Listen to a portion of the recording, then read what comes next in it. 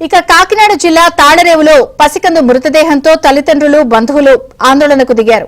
ప్రభుత్వ ఆసుపత్రిలోని వైద్యుల నిర్లక్ష్యం వల్లనే తమ బిడ్డ చనిపోయిందని ఆరోపిస్తూ ఆసుపత్రి ఎదుట పసికందు డెడ్ బాడీతో నిరసనకు దిగారు.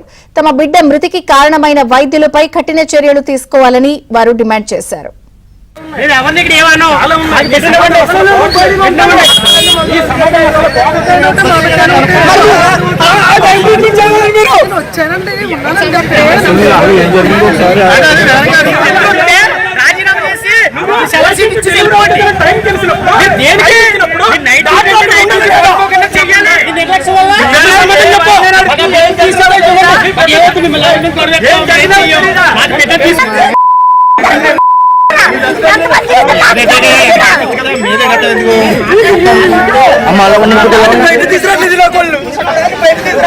ఇవిడేనా తల్లి